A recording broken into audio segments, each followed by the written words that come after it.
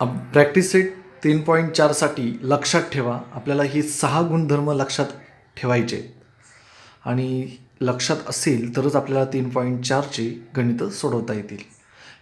पहिलं आहे inscribed angle theorem, अंतर्लिखित कोनाचे प्रमेय. हे समजलं की आपल्याला बाकीचे सगळे प्रमेय समजतील. इन्स्क्राईब अँगल थेरम म्हणजे काय? समजा हे एक सर्कल आहे, ओके, आणि वर्तुळाच्या कोणत्याही एका बिंदूतून, म्हणजे कोणाच्या शिरोबिंदू वर्तुळावर आहे आणि या कोणाने हा समोरचा कंस अंतरखंडित केला आहे. आणि समजा मी नाव देतो ABC. आता हा जो उरलेला जो कंस आहे, या कंसाने ABC नावाचा कोन तयार केला आणि हा जो कोन काय करतो तर तो समोरच्या कंसाला अंतरखंडित करतो, इंटरसेप्ट करतो. मग जर या कोनाने, याला इन्स्क्राईब अँगल म्हणतात, या इन्स्क्राईब अँगलने AXC या आर्कला इंटरसेप्ट केले, अंतरखंडित केले. आणि असं जर असेल तर अंतरखंडित केलेल्या कंसाचं माप समजा 100 अंश असेल तर त्या कोणाचं माप त्याच्या निम्म म्हणजे 50 अंश असेल.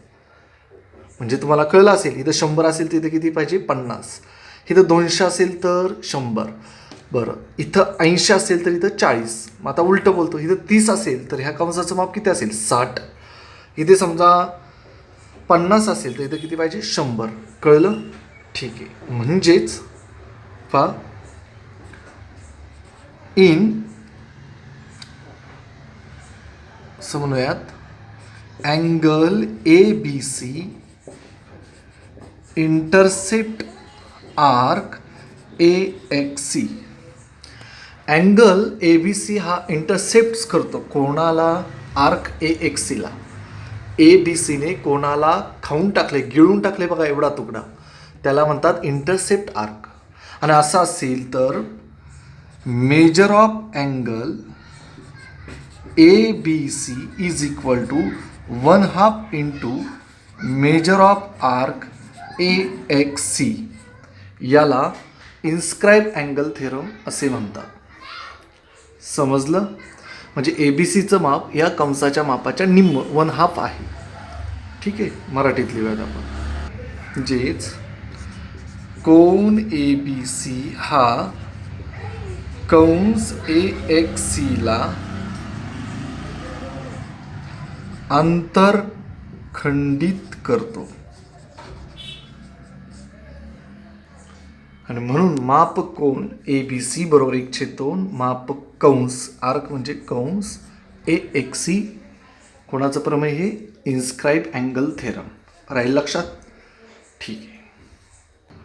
पुढचा गुणधर्म आहे angle inscribe in the same arc are congruent. वर्तुळाच्या एकाच कंसात अंतर्लिखित केलेले कोन एकरूप असतात. पहा, समजा हे वर्तुळ आहे आणि मी एक कोन काढला, त्याला नाव देतो मी A, B आणि C. तर ABC या कोनाने कोणता कंस अंतरखंडित केला आहे? मी नाव देतोय, समजा इथं Y बिंदू आहे, AYC हा कंस अंतरखंडित केला आहे. ओके, इथपर्यंत आलं, इंटरसेप्ट केला आहे. परंतु मी जर अजून एक कोन काढला,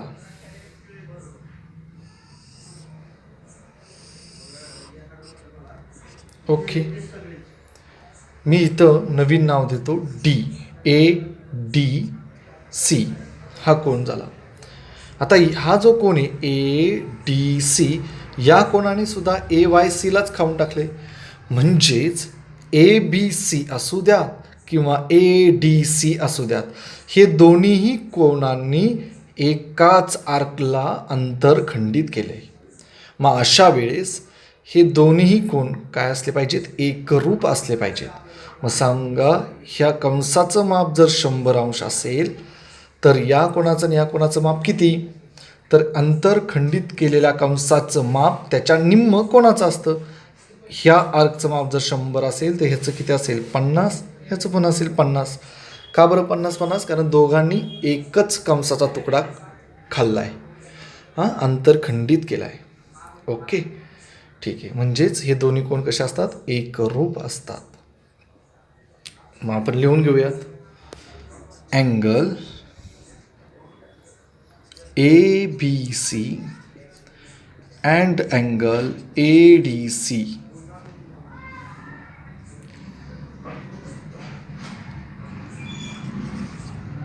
are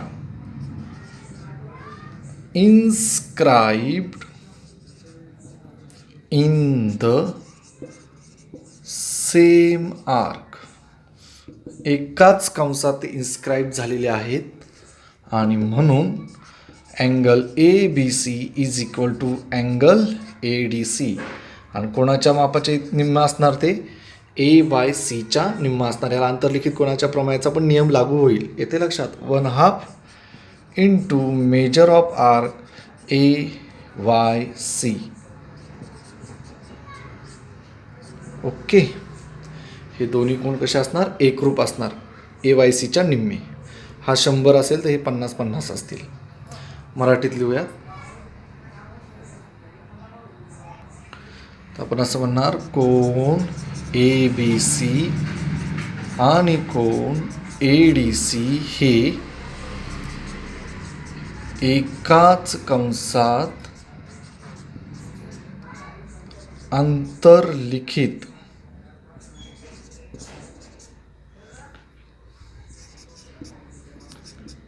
केलेले कंस आहेत.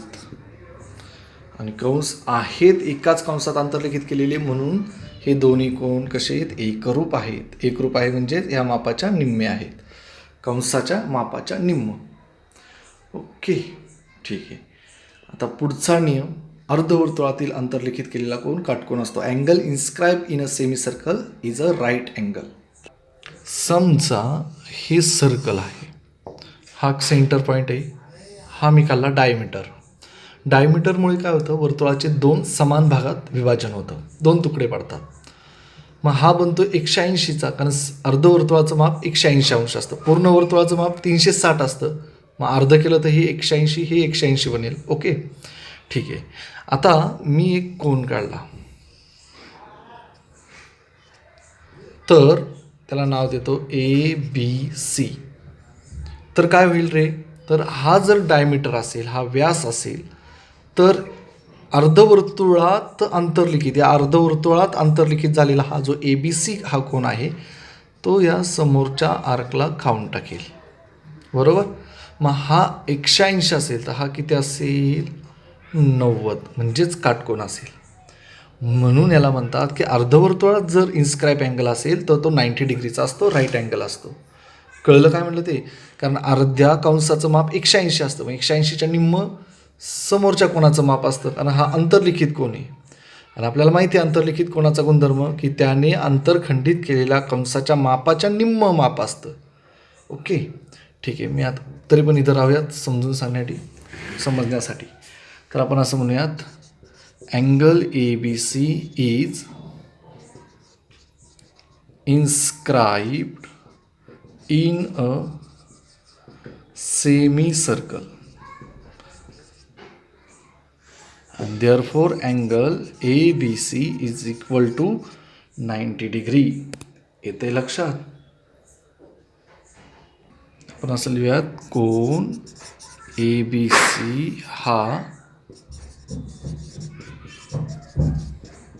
अर्धवर्तुळात अंतर्लिखित केलेला कोन आहे, आणि म्हणून ABCचं माप 90 अंश आहे.